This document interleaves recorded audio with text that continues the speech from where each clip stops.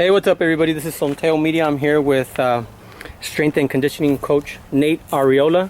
We're here at RGBA. He's got a fighter lined up for the 13th of February. He's got Jackson Mariñez, 19-1, from the Dominican Republic against Richard Comey. And then he's got some fights lined up after that. Caballo is going to be on a card for Top Rank, and then he's got another Top Rank fighter, a middleweight, an Olympian from 2012, Esquiva Falcao, who I believe is 27-0, if I'm not mistaken. How you doing today, Nate? I'm doing good. I'm doing great. Getting over this migraine, but another day. So we're here. It's Thursday. That means there's one more day of training, or one more day of sparring, actually, for Jackson Mariñez. How's his camp been going? His camp's been it's been a good one. It's been a great one. When you think about it, we started back in December 15th. So for him to sacrifice his birthday, and also for him and Caballo to sacrifice Christmas and the New Year's to be in camp. So just now we're coming to an end, and next week it's gonna be a day where we showcase not just my work but Robert's work as well, Chepes and Pitas. So it's gonna be it's been a great camp. So it's a team effort. You're strength and conditioning coach. You got Robert, obviously the head trainer here at RGBA, but his son Pita and Chepe Contreras are also part of the team. Like you said, they sacrificed a lot, starting in mid-December, birthdays, time away from the family for Christmas and New Year's. But this isn't your first fight with Jackson. I believe he came over to the team in mid or early 2019, possibly even earlier than that. I believe this might be your third fight with him. 1, 2, 3, 4. Oh, this is your fourth fight with him. So you have a lot of experience with him. You're doing a lot of plyometrics. You're doing a lot of strength and conditioning with him. Therapy as well. A lot of therapy. And the team took some time away, as most teams deserve. They've pretty much give up every week. With a team as strong as RGBA, they give up pretty much every weekend, sometimes every weekend, and for years without end. So your role really you got promoted to not only strength and conditioning coach, but you got promoted to boxing coach for those first 3 weeks that they were here. How did that go? It was, I'm not gonna lie, it was challenging, because I didn't have to focus on my job. I had to really take a step back. I had to take a step back, and not a step back, but a step forward, and accept the fact that I'm also gonna be doing mitts with them, drills with them when it comes to boxing itself.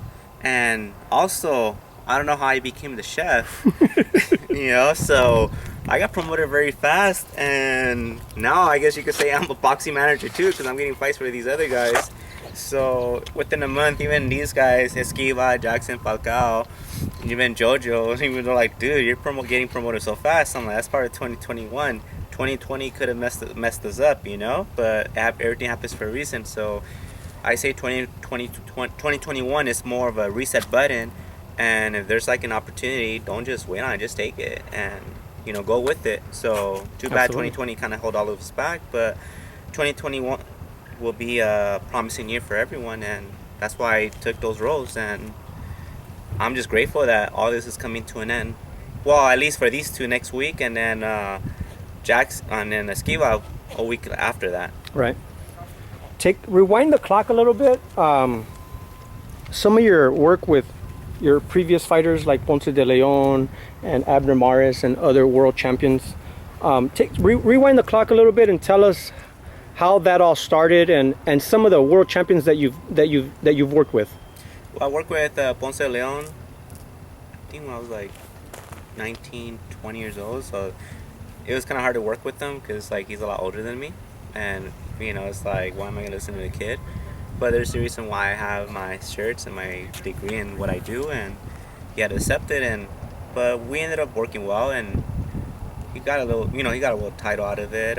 Abner, you know, of course he had his strength and conditioning coach Luis Garcia, but when he wouldn't be there, then, you know, he'd be like, hey Nate, what are you doing? I'm like, I'm chilling. Hey, let's hang out, work out. Like, all right, cool. So then, instead of us joining working out, I ended up, you know, giving him drills. But there was one time him and I worked out, and we went running at this trail, and funny story is that we got lost in that trail. So that was the first and last time we worked out together because we got lost and we had no signal.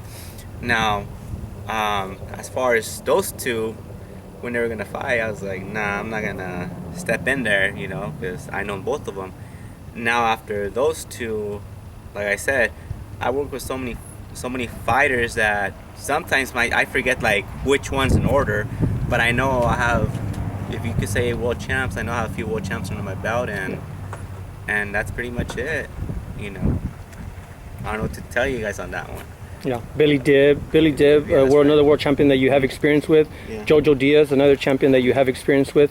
Now it was kind of tricky because the timing was a little bit off. You could have helped Jojo, but as I understand it, you had Jackson and Caballo here since mid-December, so the timing was a little bit off. But that's not to say that you can't go back to work with Jojo in the future. No, I, you know, just some things that happen, you know, here with the team and stuff, and some things you have to kind of like push back and help the team when they need it. And towards the end of the day, we're a team, we're business partners, and their name, their fights is pretty much all of us. If we don't step up and, let's say, do the whole boxing training, or step up and, hey, why not, I'm gonna be a chef, but don't call me chef. And these guys would call me chef and I would get mad. You know, but sometimes you have to step up and take responsibility, and you could say take one for the team.